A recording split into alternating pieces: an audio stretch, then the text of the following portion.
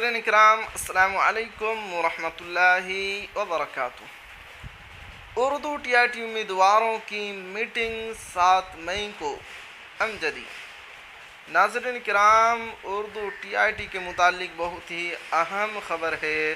خبر سے پہلے آپ سے ایک چھوٹی سی گزارش کہ اگر آپ ہمارے چینل پر نئے ہیں تو ہمارے چینل کو ضرور سبسکرائب کیجئے اور بیل آئیکن کے گھنٹے کو بھی ضرور دبا دیجئے، کیونکہ میں آپ کے لیے اسی طرح کی خبریں لے کر آتا رہتا ہوں۔ اب چلتے ہیں خبر کی طرف۔ پٹنہ 5 مئی۔ مسلسل 8 سالوں سے اردو بنگلہ ٹی آئی ٹی امیدواروں کی لڑائی جاری ہے۔ حکومت سے صرف ایک ہی مطالبہ ہے کہ 12,000 اردو ٹی آئی ٹی امیدواروں کا رزلٹ جاری کیا جائے۔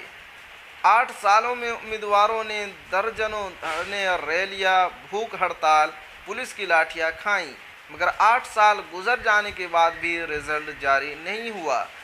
اردو بنگلہ ٹی آئی ٹی سنگھ کے ریاستی صدر مفتی حسن رضا امجدی نے کہا کہ جب یہ حکومت بنی تھی تو پورے بہار کے اقلیتی طبقہ، خاص کر اردو ٹی آئی ٹی امیدواروں میں خوشی کی لہر تھی، لیکن آج پورے بہار کے اقلیتی طبقہ، اردو دا طبقہ اور اردو ٹی آئی ٹی امیدواروں میں مایوسی ہے۔ حکومت سے اردو ٹی آئی ٹی امیدواروں کو انصاف کی بہت امید تھی۔ جو حکومت ایک رزلٹ نہیں دے سکتی وہ نوکریاں کیا دے گی؟ درجنوں بار وزیر اعلیٰ نے یقین دہانی کرائی، لیگل اوپینین ایک مذاق بن کر رہ گیا۔